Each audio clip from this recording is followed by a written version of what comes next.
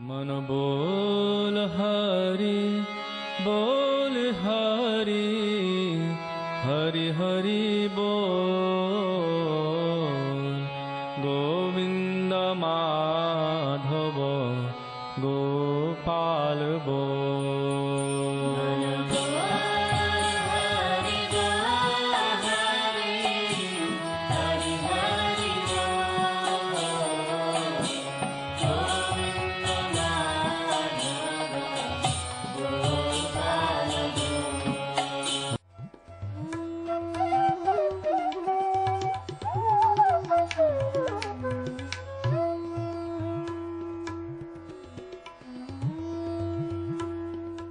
ओम विष्णुपाद अष्टोत्तर शत श्री श्रीमद् भक्ति वेदांत नारायण गोस्वामी महाराज जी का शुभ आविर्भाव सन 1921 में बिहार के बक्सर जिले में मौनी अमावस्या के दिन अर्धरात्रि में हुआ था। प्रारंभ से ही इनकी धर्म में रुचि थी। बचपन में ही उन्होंने गीता, रामायण आदि का अध्ययन किया था। संसार से अत्यंत तीव्र वैराग्य होने के कारण 25 वर्ष की आयु में ही वे गृहस्थ जीवन त्याग कर मठ में निवास करने लगे। सन 1946 में उन्होंने नित्य लीला प्रविष्ट ओम विष्णुपाद श्री श्रीमद् भक्ति प्रज्ञान केशव गोस्वामी महाराज जी से विधिवत दीक्षा प्राप्त की तथा सन 1954 में संन्यास ग्रहण किया। मथुरा में निवास करते हुए अपने गुरु की आज्ञा तथा कृपा से अनेक ग्रंथों का हिंदी भाषा में अनुवाद किया है। इनके प्रमुख ग्रंथ हैं श्रीमद् भगवद गीता, गीत गोविंद, जैव धर्म, वेणु गीत, भजन रहस्य, ब्रजमंडल परिक्रमा, श्री श्री वृहद भागवतामृतम। इन सभी ग्रंथों का English, Spanish, Dutch, French, German, Russian, Italian, Portuguese, Chinese आदि विश्व की अनेक भाषाओं में अनुवाद हो रहा है। लगभग पिछले 60 वर्षों से श्रील भक्ति वेदांत नारायण गोस्वामी जी महाराज ने भारत एवं विश्व के सभी प्रमुख देशों में शुद्ध भक्ति का प्रचार किया, अर्थात भक्ति योग की शिक्षा प्रदान की। श्रील गुरुदेव के भक्ति प्रचार कार्य से प्रोत्साहित होकर अमेरिका के ह्यूस्टन के मेयर द्वारा श्रीमान लीपी ब्राउन ने 31 मई सन 2003 को इन्हें ऑर्डिनरी सिटीजनशिप एवं गुडविल एम्बेसडर के सम्मान से विभूषित किया। सन 2003 में ध्वजाचार्य पीठ तथा विश्व धर्म संसद ने श्रील गुरुदेव को कृष्ण भक्ति, विश्व भर में सनातन धर्म के प्रचार प्रसार तथा ब्रजमंडल के संरक्षण एवं पुनरुद्धार हेतु अनेक अथक प्रयासों के लिए योगाचार्य की उपाधि से सम्मानित किया। इस प्रकार संपूर्ण विश्व में प्रेम धर्म का प्रचार प्रसार करते हुए श्रील भक्ति वेदांत नारायण गोस्वामी जी महाराज ने 29 दिसंबर 2010 को श्री जगन्नाथपुरी में अपनी भौम लीला को संवरण किया। वे अपनी दिव्य शिक्षाओं में और अपने निष्कपट आश्रित जनों के हृदय में सर्वदा विराजमान हैं।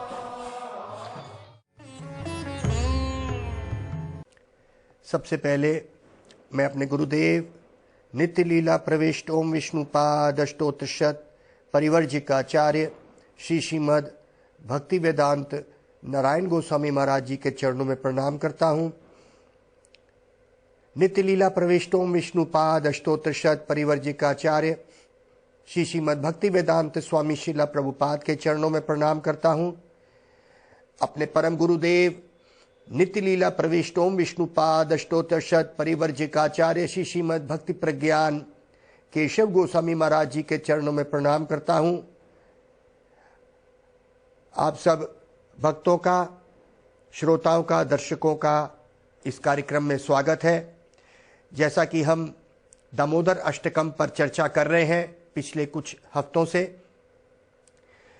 आज भी एक श्लोक पे हम चर्चा करेंगे जो 8वां है, आखिरी श्लोक दामोदर अष्टक का, जिसको हम पिछले कुछ हफ्तों से चला रहे हैं, क्योंकि अब शुरू करा था सत्यव्रत मुनि ने नमाम ईश्वरम। मैं नमस्कार करता हूं ईश्वर को। ईश्वर मतलब सबका नियंता, कंट्रोलर, भगवान। और अब जो आखिरी में श्लोक आया उसमें कहते हैं नमस्तेस्तु दाम्ने। वही ईश्वर अब बंध गया, मैं नमस्कार करता हूं उस बंधन को जिसमें वो परम ईश्वर बंध गया। परम ईश्वर बंध गया कैसे? मैया यशोदा ने उसको बांध दिया। कुंती मैया भी देख के हैरान हो गई कि ये बंद कैसे गया। मैंने सुना, क्योंकि कुंती ने खुद स्वयं देखा महाभारत के युद्ध में कृष्ण ने अकेले ही, क्योंकि वो ये जानती थी कि उनके 5 बेटे जो 5 पांडव हैं वो युद्ध नहीं जीत सकते बड़े बड़े योद्धाओं के सामने। भीष्मदेव, कृपाचार्य, द्रोणाचार्य सब एक तरफ और उनके लड़के 5 एक तरफ, वो नहीं जीत सकते। लेकिन कुंती देवी ने देखा कि वो जीत गए, कृष्ण की शक्ति, कृष्ण भगवान है। तो वो अपनी प्रार्थनाओं में भी यही कह रही है, गोप्यास ददे त्वयि कृता अगसी दाम तावद य ते दशाश्रु कलिलांजना संभ्रमाख्यम वक्त्रम निनीयत भय भावनाया स्थितस्य स माम विमुह्यति। मैं मोहित हो गई। स माम विमुह्यति भीरपि यद विभेति। मैं मोहित हो गई हूं। क्या कि उस गोपी अर्थात यशोदा ने, गोप्या ददे त्वयि कृता अगसी, तेरे द्वारा करा गया काम, कृता अगसी, उस गोपी को, यशोदा को पसंद नहीं आया। क्या तूने मटकी तोड़ी और उसने तेरे को बांधा, और तेरे काजल से लगे हुए तेरे आंसू जब नीचे निकल रहे हैं, जब मैं इस खबर को सुनती हूं जो वृंदावन से आई, क्योंकि कुंती रहती थी हस्तिनापुर, जिसको दिल्ली आज कहते हैं, कहती मैं इस बात से मुह्यति विमुह्यति, मैं इस बात से मोह में पड़ गई कि तू ऐसे कर सकता है। ये है ब्रज की कथा, जो कुंती जो स्वयं भुआ है कृष्ण की, उसको भी नहीं समझ आई, क्योंकि ब्रज में प्रवेश नहीं हो सका कुंती का, पांडवों का। अरे कुंती पांडवों की बात छोड़े, ये जो नमस्ते स्तुदाम ने, ये किसके लिए नमस्कार किया? उस रस्सी के लिए। नमस्ते स्तुदाम ने स्फुर दीप्ति दाम ने, नमस्कार है उस रस्सी को। ये प्रेम की रस्सी है जिसने उस बड़े उस पेट में हजारों हजारों ऐसे धरतियां समा जाए। त्वदिया धरायत, तेरे उधर को बांध दिया उस रस्सी ने, इसीलिए तेरा नाम पड़ गया दाम उधर। दाम मतलब रस्सी, उधर मतलब पेट। नमस्कार है उस रस्सी, नमस्कार है उस प्रेम को जिसने त्रिलोकीनाथ को भी बांध दिया। 3 लोकों के मालिक, स्वर्ग लोक, पाताल लोक, पृथ्वी लोक को बांध दिया। नमस्कार है उस प्रेम को। यह है ब्रज की बात। तो दामोदर लीला जो चल रही है ये वृंदावन में चलती है। कृष्ण अपने आप को वही त्रिलोकीनाथ भगवान भूल जाता है और प्रेम में डूब जाता है। ये है दामोदर अष्टकम का वैशिष्ट। वैशिष्ट मतलब विशेषता, इंपॉर्टेंस। जो सत्यव्रत मुनि, क्योंकि वो उस ब्रज की लीलाओं को देख रहे हैं और उसमें वो प्रवेश करना चाहते हैं। आइए उन्हीं की कृपा से, उन्हीं के इस श्लोक को हम पढ़ते हैं, स्मरण करते हैं कि ऐसी लीला हमारे अंदर भी स्फुरित हो। स्फुरित हो मतलब जागे। नमस्ते स्तु दामने सुर दीप्ति दामने त्वदिया उदरायत विश्वस्य दामने। ब्रज में कृष्ण भूल गए कि वो भगवान है। तो उस समय ये संसार कैसे चलता है? कहते हैं कृष्ण की एक विस्तार विष्णु है, करदक्षाई विष्णु, जो इस संसार से को ब्रह्मांड के ब्रह्मांड निकल रहे हैं। गर्भोदक्षाई विष्णु हर ब्रह्मांड में घुस जाते हैं और एक ब्रह्मांड को दूसरे ब्रह्मांड से अलग कर देते हैं। और क्षीरदक्षाई विष्णु परमात्मा के रूप में कण कण में विराजमान है। ये भगवान के विस्तार है। भगवान स्वयं उस लीलाओं में हमेशा डूबे हुए हैं, क्योंकि वो सच्चिदानंद है।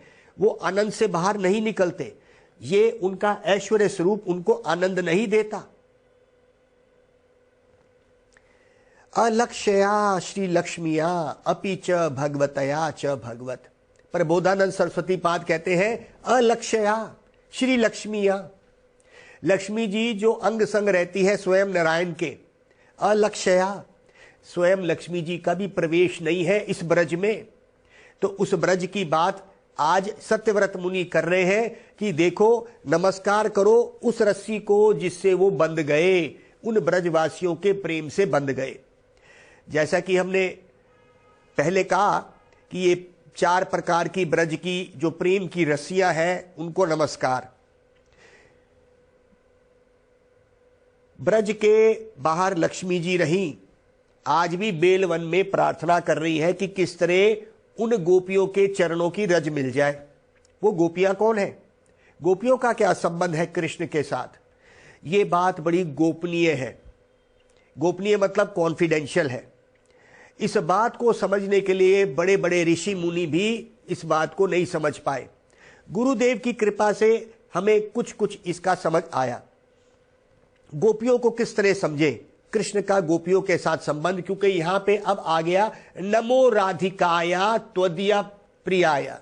नमस्कार है राधिकायाय, त्वदीया प्रियाय, उनकी अपनी प्रिय राधिका को नमस्कार। त्वदीय प्रियाय, उनकी प्रियाएं, उनकी गोपियों को नमस्कार। ये कौन कह रहे हैं, सत्यव्रत मुनि। नमो अनंत लीलाया, और इस तरह की अनंत लीलाएं कर रहे हैं कृष्ण वृंदावन में, उसको भी नमस्कार।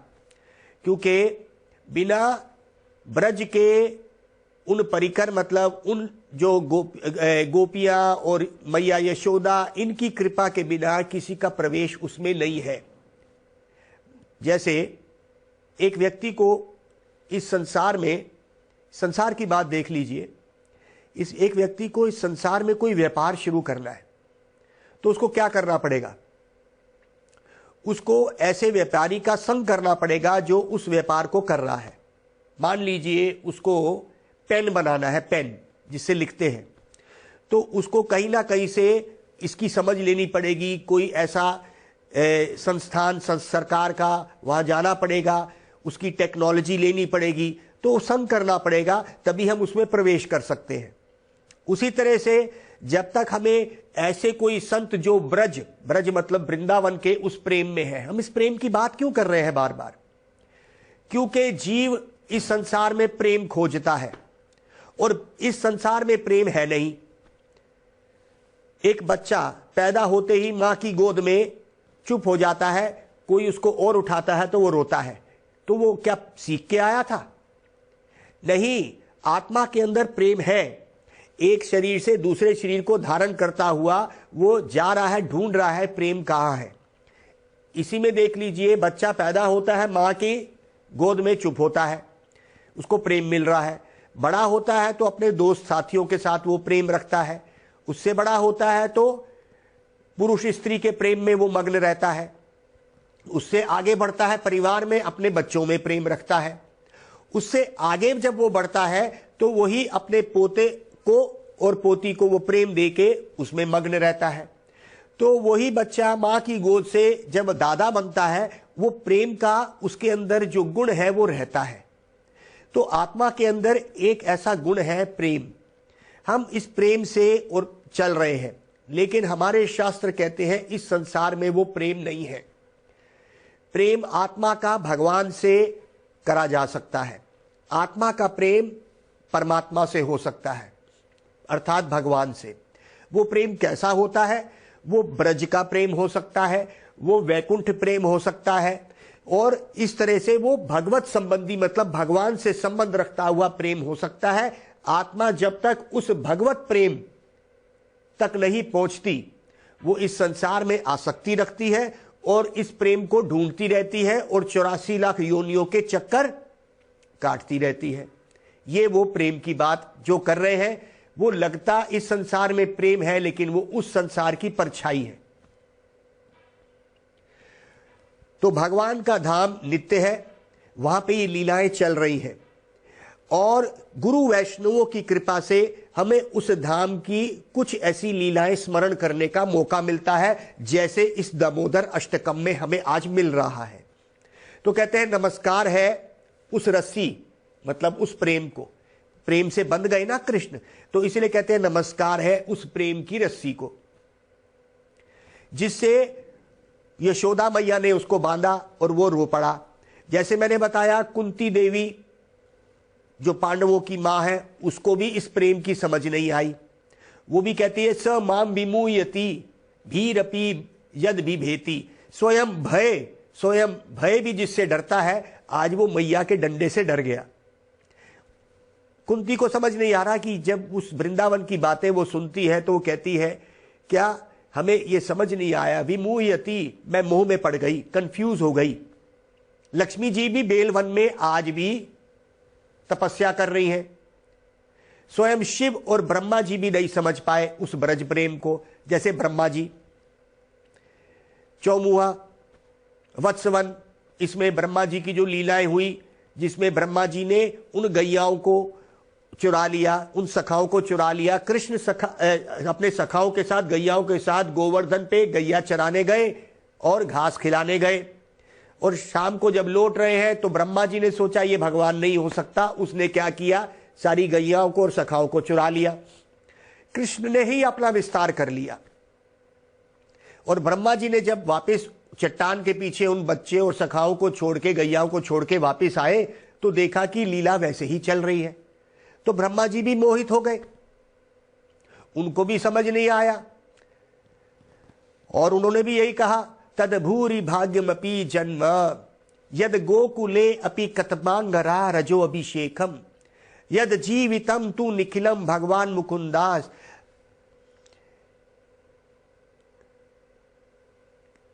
तद भूरि भाग्यम, मेरे सौभाग्य कब होंगे, जब मैं ब्रज में कुछ ऐसा घास फूस बन जाऊं। तद भूरि भाग्यम अपि जन्म यद गोकुले अपि कतमांगरा रजो अभिषेकम।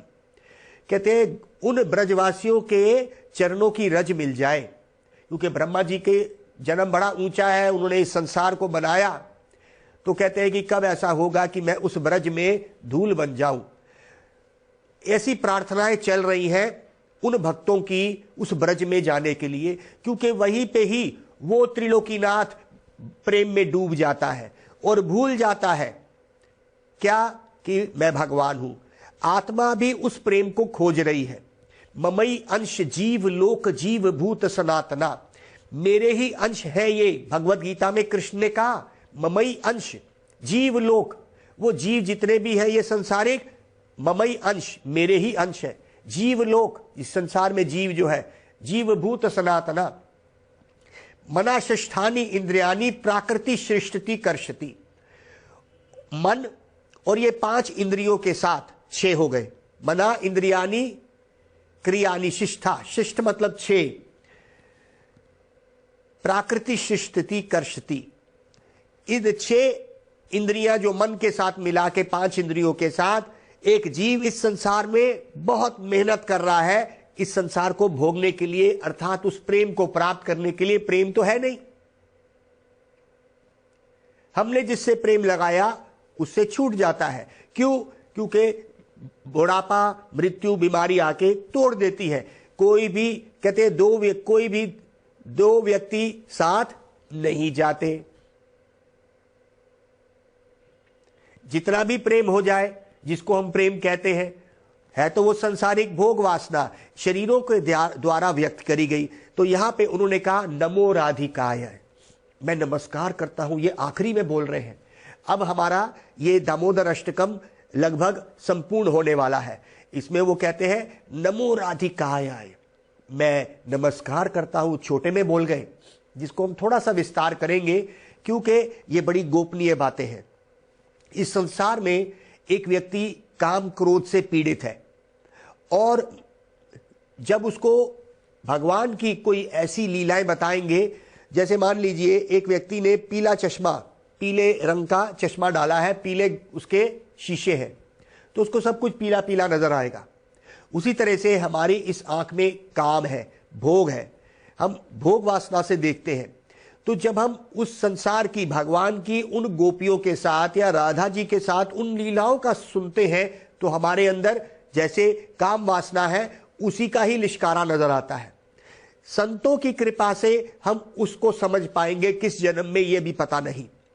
लेकिन गुरु वैष्णवों की कृपा से हमने ये समझा, जो अब हम समझ रहे हैं, हमें प्रेम चाहिए। बिना प्रेम के हम नहीं रह सकते।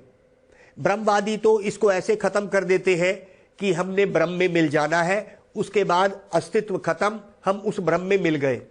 लेकिन फिर ये बताइए, भगवत गीता तो गलत हो गई जो कहती है न त्वम जा अतु न सम। जात मतलब पैदा, कभी ऐसा नहीं हुआ तू पैदा हुआ। न तू जातु न सम न त्वम नेमे जना दीपा। न चैव न भविष्यामा सर्वे वयम अता परम, न त्वम जातु न सम, ना तू कभी ऐसा हुआ कि पैदा हुआ, ना मैं कभी ऐसा हुआ कि पैदा हुआ। दोनों आत्मा और परमात्मा सनातन है, इसीलिए दोनों सनातन है और कभी इनकी मृत्यु नहीं होती, ये आत्मा का स्वरूप है। तो ब्रह्मवादियों को जब पूछा जाए कि निर्वाण किसको कहते हैं, वो भगवान ब्रह्म ज्योत में मिल जाने को अस्तित्व खत्म कर देते हैं, लेकिन भगवत गीता कहती है कि अस्तित्व हमेशा रहता है।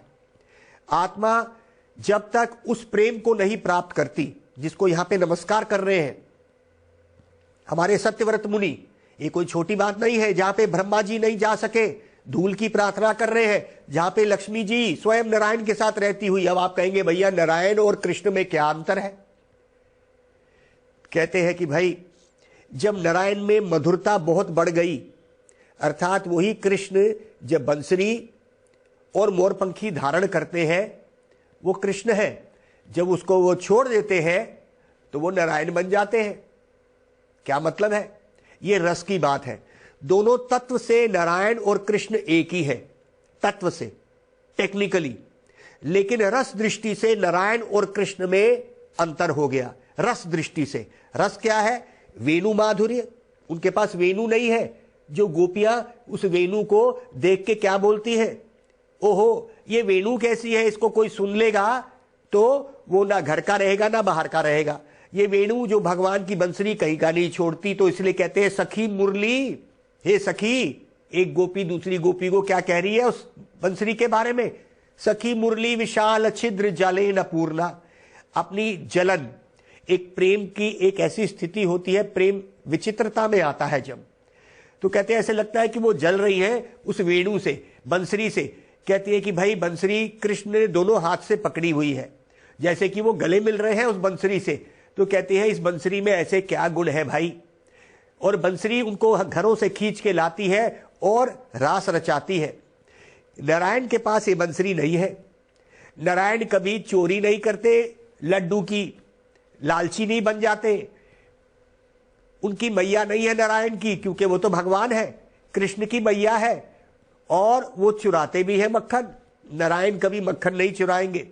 क्या राम जी को मैया कौशल्या ने बांध दिया कभी? अयोध्या में कभी कोई ऐसी बात हुई कि मैया कौशल्या ने राम जी को बांध दिया? नहीं। जब प्रेम बढ़ता है तो मैया ने बांध दिया, यशोदा ने। राम और कृष्ण में कोई अंतर नहीं है, लेकिन रस दृष्टि से तो ये जो प्रेम की बात आत्मा की करी गई है, ये बिना प्रेम के संतुष्ट नहीं रह सकती आत्मा। हमें प्रेम चाहिए, आनंद उसी में ही है, संबंध में। ये 5 प्रकार के संबंध जो इस संसार में हमने बनाए हैं, ये टूट जाते हैं। ये काम और भोग इसका अस्तित्व है। शरीर से ये उत्पन्न काम और भोग है। जब तक ये आत्मा से व्यक्त नहीं होता, अर्थात संतों की कृपा से उन लीलाओं को जब हम स्मरण करेंगे, तब हम आत्मा के स्तर पे आते हैं। क्योंकि हम ये शरीर नहीं है, एक दिन ये शरीर छूट जाएगा। कहाँ व्यक्ति चले जाता है हमें पता नहीं। शास्त्र हमें कहते हैं क्या? एक शरीर से दूसरा शरीर पे चले जाता है। यम यम वापी स्मरण भावम। जैसे जैसे स्मरण और बुद्धि की मन की दिशा होती है, उस तरह के मन में वो चले जाएगा, वैसा शरीर मिल जाएगा।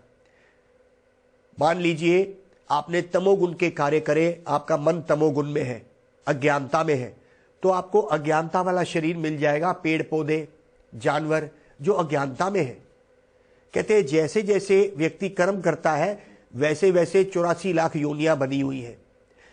जब संतों की कृपा से ये वहां तक पहुंचेगा, तो कहते हैं भाई 2 प्रकार के मार्ग हैं, अपवर्ग और पावर्ग। हमारे शास्त्र में पवर्ग मार्ग ये संसारिक मार्ग है।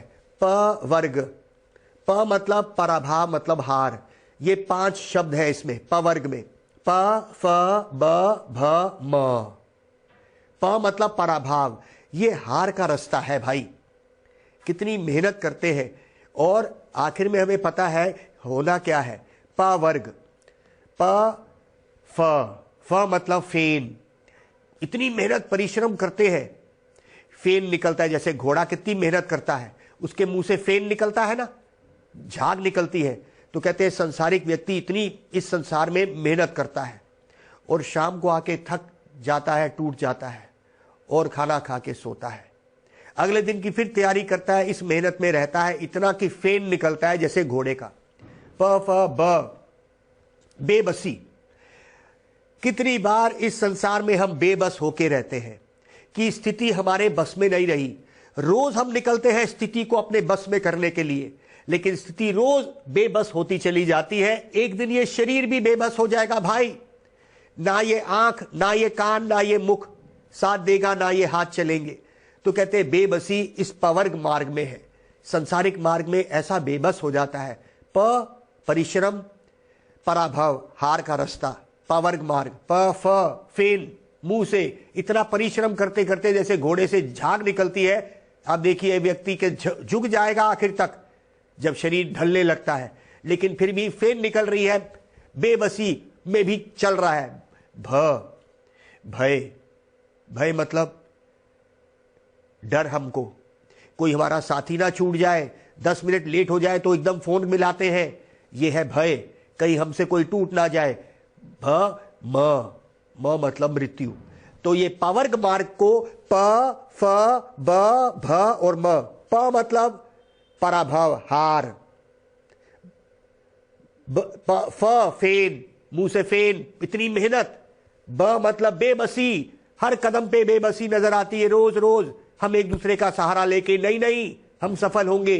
ब भ भय। म मतलब मृत्यु। ये संसार है। लेकिन अपवर्ग मार्ग जो दूसरा मार्ग है वो अपवर्ग। भव अपवर्ग भ्रमतो यदि भ्रवेत। इस संसार में भ्रमण करते करते अगर अपवर्ग मार्ग अर्थात आध्यात्मिक मार्ग कोई पकड़ ले, भव अपवर्गो भ्रमतो यदि भ्रवेत जनस्य तरही अच्युत सत समागमा।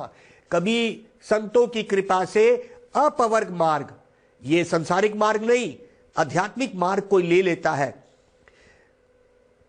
भव अपवर्ग भ्रमतो यदि भवेत जनस्य तरही अच्युत सत समागमा। तो वो क्या करेगा? अच्युत सत समागमा, सत्संग में चले जाएगा। जनस्य तरही अच्युत सत समागमा। भव अपवर्ग भ्रमतो यदि भवेत जनस्य तरही अच्युत सत समागमा। सत्संगमो यरही सदगतौ। जब सत्संग करेगा तो उसकी सदगति शुरू हो जाएगी। परा अवर्षे त्वयि जयतो रतिम। हे प्रभु, तब तेरे संतों की कृपा से, उस सत्संग से वो जो संसार में प्रेम दिया हुआ है वो तेरे चरणों में लग जाएगा। तो भाई दो मार्ग आपके पास खुले हुए हैं इस संसार का, जिसमें फेन और परिश्रम, भय और बेबसी और मृत्यु, और दूसरा है अपवर्ग। संतों की कृपा से उस मार्ग में चलिए जिसमें आनंद ही आनंद है। और आइए उस मार्ग में चलने का रास्ता, शुरुआत उसका रास्ता क्या है? आइए हम उस भगवान के नाम को जप करें जो संतों को मिलवाएगा। हरे कृष्णा कृष्णा कृष्णा हरे हरे, हरे राम राम राम हरे हरे। मन बोल हरि बोल हरि, हरि हरि बोल।